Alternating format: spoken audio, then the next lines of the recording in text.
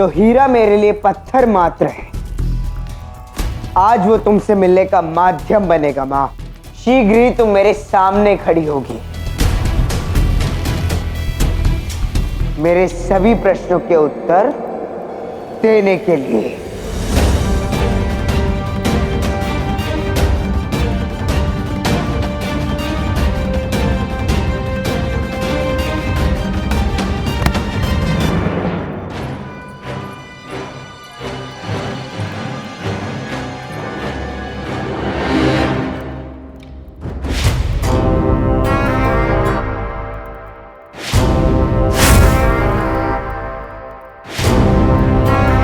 तुम्हारे होने के सारे संकेत हैं यहाँ चंद्र को, किंतु तुम नहीं हो। क्यों मैं तुम्हें ढूंढ नहीं पा रही हूँ?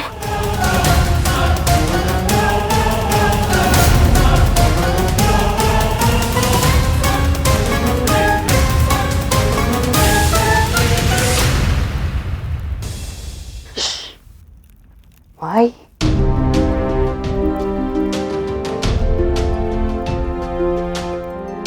धन्यवाद माई, मुझे उस राजकुमारी से बचाने के लिए। और तुम इस समय यहाँ क्या कर रहे हो?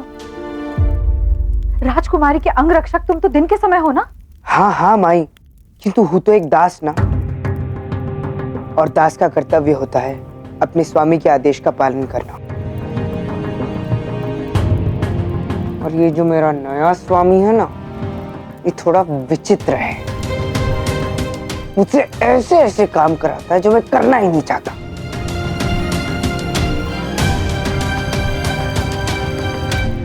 वैसे वास्तव में वो नहीं, मेरी माँ है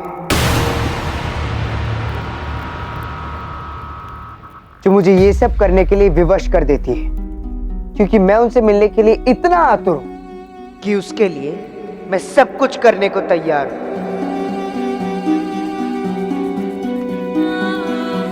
ताकि मैं उनसे मिलकर उन्हें ये बता सकूं कि उनका ये पुत्र उनसे कितनी घृणा करता है।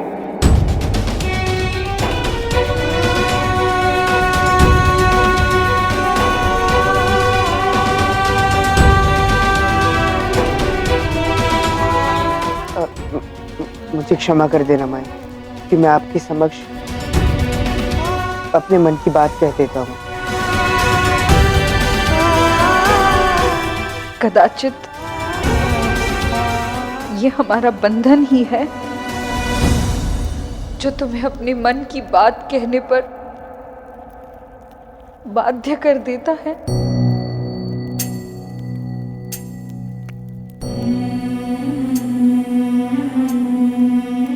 बंधन? कैसा बंधन माई?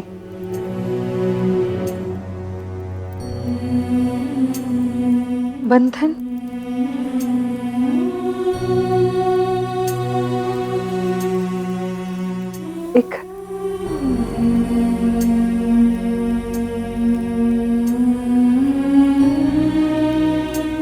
एक दास और दासी का।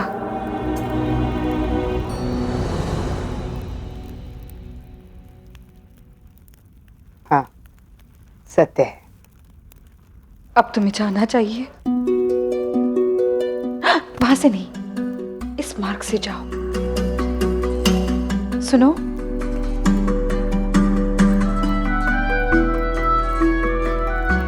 सुरक्षित रहना।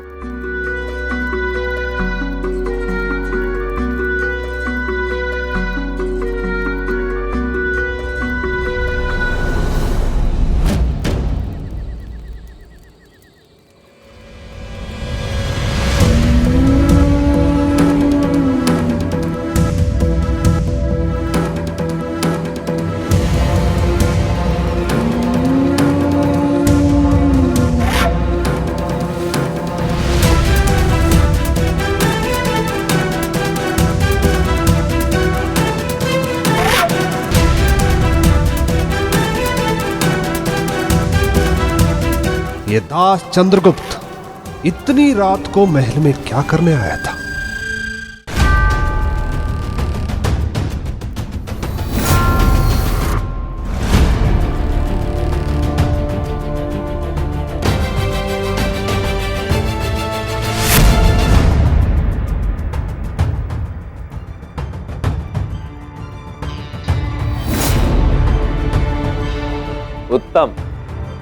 अति उत्तम। मुझे पूर्ण विश्वास था कि इस असंभव कार्य को केवल तुम ही संभव कर सकते हो चंद्रगुप्त। इसीलिए तो मैं कहता हूं, एक दिन तुम ही अखंड भारत के सम्राट बनोगे। सौदा हुआ था कि इस हीरे के बदले आप मुझे मेरी मां के विषय में सूचना देंगे। अब यदि आपको ये हीरा चाहिए तो आपको पहले बताना होगा कि मेरी मां कौन है। अवश्य चंद्रगुप्त, मैं तो स्वयं आतुर हूं तुम्हें तुम्हारी मां से भेंट करवाने के लिए।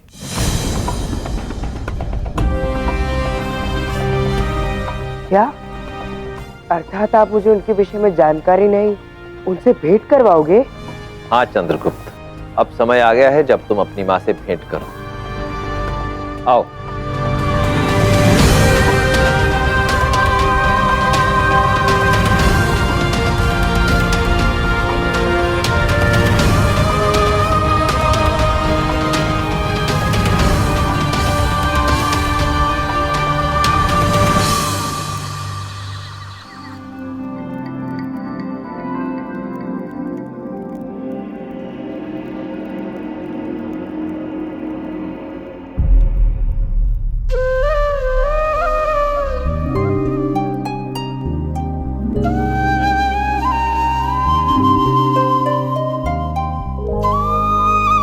चंद्र, बेटा सारे तुम्हारे लिए ही बना रही हूँ, थोड़ा धीरज रखो। ये लो, खाओ।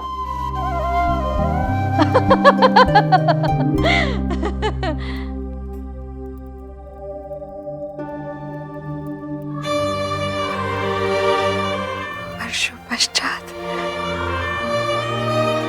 तुम्हें अपने हाथों से ये मिष्ठान खिलाऊंगी चंद्र को। तुम्हारे मन की कड़वाहट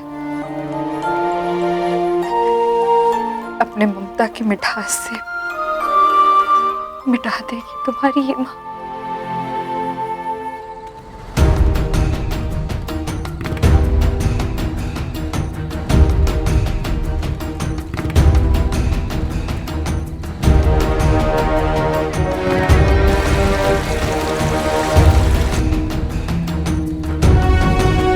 और कितनी दूर है मेरी मां आचार्य? कहाँ बुलाया आपने उन्हें?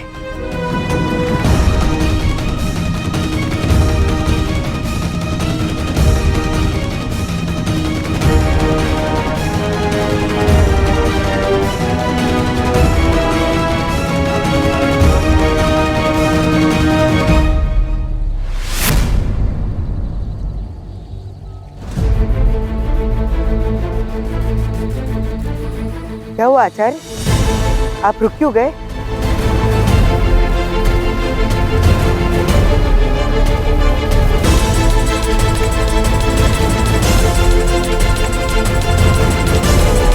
आचार्य, मुझे कहाँ ले जा रहे हैं आप?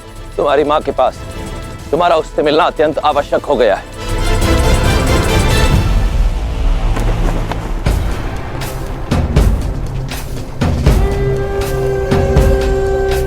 शाह, हमारी फौज बहुत थक गई है और घोड़े भी।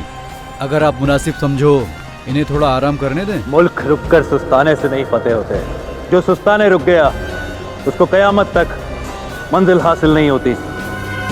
मैं इस मुल्क पर जल्द से जल्द कब्जा करना चाहता हूँ और इस बार मैं मगध से अपनी दोस्ती का फायदा उठाकर अपनी मंजिल की तरफ पहला कदम बढ़ाऊंगा, जिसकी तलाश मुझे है।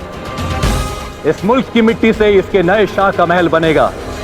सेल्यूकस का इन भारतीयों के पास बेशुमार दौलत है, जिस पर कब्जा करना ही मेरी जिंदगी का मकसद है।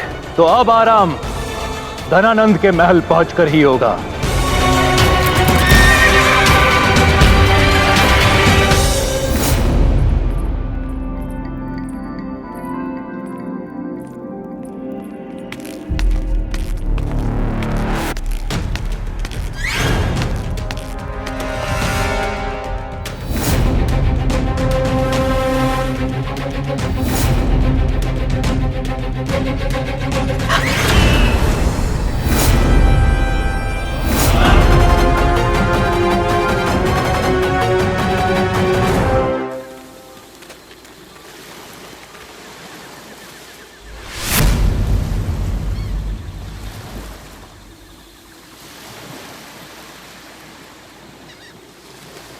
कहाँ है मेरी माँ आचार्य? ध्यान से देखो, यहाँ उपस्थित कण कण में तुम्हारी माँ विराजमान है चंद्रगुप्त। दृष्टि उठाकर देखो, दृष्टिकोण बदल कर देखो चंद्रगुप्त, यहाँ सब जगह तुम्हारी माँ है। वो पर्वत उसका मस्तक है। ये दूर दूर तक जाती धरा, ये उसका शरीर है। और ये विशाल आकाश, ये उसका आंचल है। चंद्रगुप्त, केवल हमें गर्भ से जन्म देने वाली ही हमारी मां नहीं होती, मातृभूमि भी हमारी मां होती है, जिसकी हवा में हम श्वास लेते हैं, जो हमारी रक्त कोशिकाओं में रक्त की भांति बहती है। यही है तुम्हारी वास्तविक मां चंद्रगुप्त, तुम्हारी मातृभूमि। अनुभव करो पत्तों में से बहकर होती हुई हवा को, उसके स्वर को। उसका स्वर तुम्हें लोरी जैसा सुनाई देगा। इसकी माटी तुम्हें अपने आंचल से सजा लेगी। यही है तुम्हारी मां चंद्रगुप्त, यही तुम्हारी वास्तविक मां है।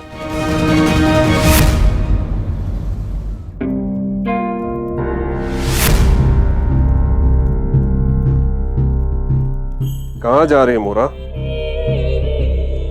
अपने कक्ष में। और ये हाथ में क्या छिपा रही हो?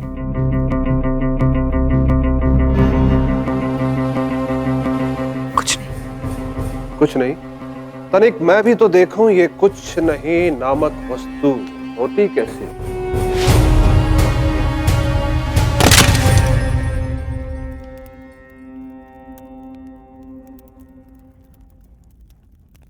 रूखी रोटियों पर जीवन बसर करने वाली दासी आज भला ये लड्डू किसके लिए ले जा रही है? नहीं, ये उस दास चंद्रगुप्त के लिए तो नहीं।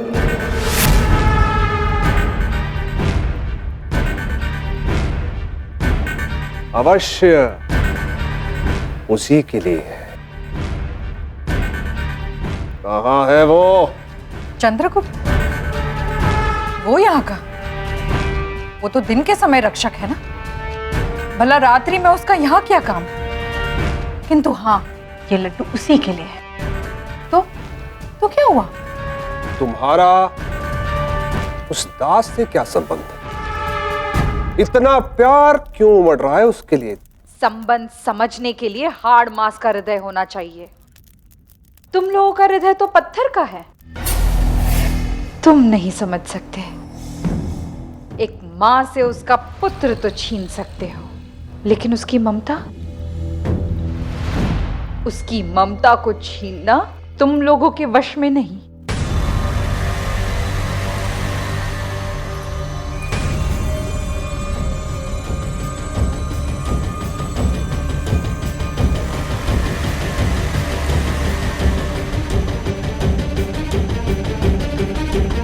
तुम और वो दास मुझे मूर्ख नहीं बना सकते मोरा। जानता हूं मैं, तुमने अभी भी उस दास को इस महल में आते हुए देखा है। तुम मुझे भले ही मत बताओ मोरा, किंतु मैं इस बात की जड़ तक जाके रहूंगा। इतनी रात को इतने कड़े सुरक्षा चक्र भेद कर उसके यहां आने का कारण क्या था? जो मूर्ख बना रहे हैं ना आप? नहीं, तुम्हें जगा रहा हूं, तुम्हें सत्य से अवगत करवा रहा हूं। पिछले कुछ दिनों में तुमने खुद देखा, खुद अनुभव किया कि सम्राट धनानंद कितना क्रूर, कितना निर्दयी व्यक्ति। बस, मैंने कहा था कि मुझे तुम्हारा ज्ञान नहीं, अपनी मां के विषय में जानकारी चाहिए। और यह भी कहा था कि मेरे मां के विषय में मेरे साथ कोई खेल मत खेलना। मुझे ना आपके स्वप्न में कोई रुचि है, ना सत्य में या भावी सम्राट की कोई चिंता है। सुना नहीं आपने? मुझे केवल अपनी मां से मिलना है। जितने भावुक तुम अपनी मां को लेकर हो रहे हो, यदि उतनी ही भावुकता अपनी मातृभूमि की रक्षा में लगाओगे तो देश बदल जाएगा। विश्वास करो, जिस दिन तुम्हें सत्य का आभास होगा, उस दिन तुम अपनी जन्मदात्री और उससे करने वाली घृणा से कोसों दूर हो जाओगे। हमारा परम कर्तव्य है अपनी मातृभूमि की रक्षा करना। कठिनाइयों से, विदेशियों की कुदृष्टि से। जब संकट मातृभूमि पर हो तो अपनी मां के विषय में नहीं सोचा जाता। व्यक्तिगत स्वार्थ से बढ़कर भी जीवन में बहुत कुछ होता है। वैसे आपका धन्यवाद कि आपने मुझे आभास करा दिया कि जीवन में किसी पर भी निर्भर नहीं रहना चाहिए। इसलिए अब से मैं केवल स्वयं पर विश्वास करूंगा। आपको क्या लगता है मैं आपके बिना अपनी मां को नहीं ढूंढ पाऊंगा? तो आप गलत सोच रहे हैं आचार्य। अब आपको पता चलेगा कि चंद्रगुप्त है क्या। मैं अपनी मां को स्वयं ढूंढ निकालूंगा। तुम पुनः भावुक हो रहे हो चंद्रगुप्त। हाँ, हो रहा हूं मैं भावुक, और सदैव मैं ही क्यों भावुक बनूं। अब देखना कि मैं तुम्हारी भावनाओं के साथ कैसे खेलता हूं।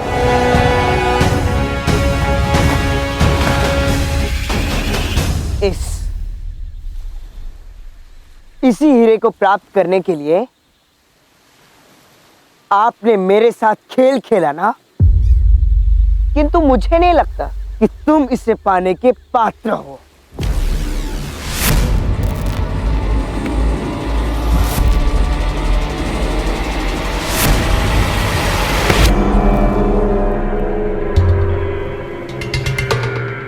अब मैं अपनी मां को स्वयं ढूंढूंगा।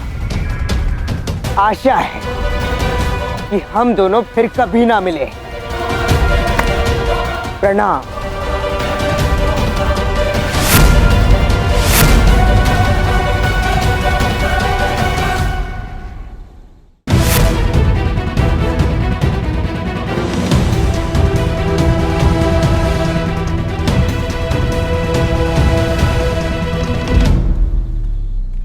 इसीलिए तो तुम अन्य से भिन्न हो चंद्रगुप्त। ये जोश, ये आत्मविश्वास, ये गहराई अत्यंत दुर्लभ है ये गुण। इसीलिए मुझे पूरा विश्वास है कि मेरे अखंड भारत के स्वप्न को तुम ही पूर्ण करोगे। इसीलिए मैं तुम्हें यहां लाया था, क्योंकि मैं जानता था कि क्रोध में तुम इस हीरे को फेंकने जैसा ही कुछ अनपेक्षित व्यवहार करोगे, और वही तुमने किया। अखंड भारत का निर्माण करना है तो उसकी नींव का पहला पत्थर उसके भावी सम्राट के हाथों ही पड़ना चाहिए। मुझे विश्वास है कि यह हीरा अपने उचित स्थान पर पहुंच गया होगा।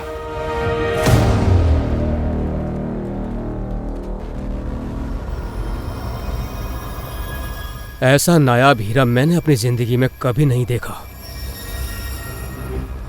इसकी चमक तो देखो। ये मुल्क तो वाकई सोने की चिड़िया है। चलो इसे शाह सेलुकस को दिखा देते हैं। हाँ चलो।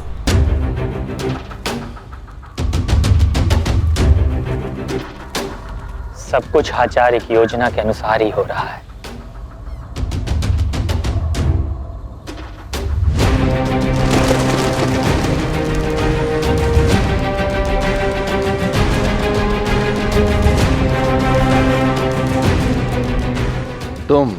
तुम ही ने कहा था ना कुछ और देर रुकना मुनासिब होगा। देखो कितनी नायाब दौलत बिखरी है यहाँ। मुझे ये तमाम दौलत समेटनी है जल्द से जल्द। सोचो इस मुल्क में कितनी दौलत होगी जहां ऐसे बेशकीमती और नायाब हीरे जमीन पर पड़े मिले।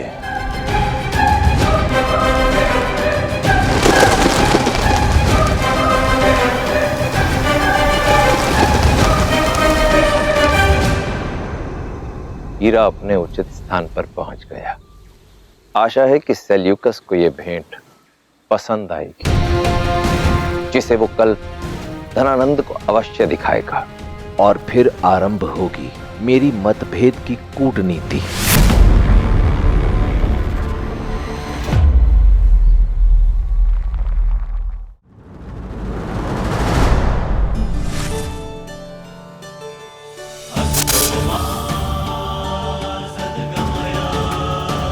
यदि आपको सर्प दिख जाए तो आप क्या करेंगे? या तो उससे दूर हो जाएंगे या उसे मार डालेंगे, परंतु किसी भी अवस्था में पालेंगे नहीं। दुर्जन का भी यही योग है। दुर्जन व्यक्ति प्रत्येक अवस्था में आपके लिए समस्या ही उत्पन्न करेगा।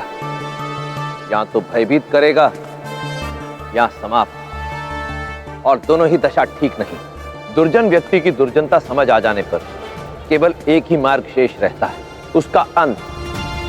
जीवन में यदि कभी एक सर्प और दुर्जन व्यक्ति के बीच किसी एक पर भरोसा करना हो तो सदैव सर्प का ही चुनाव करें,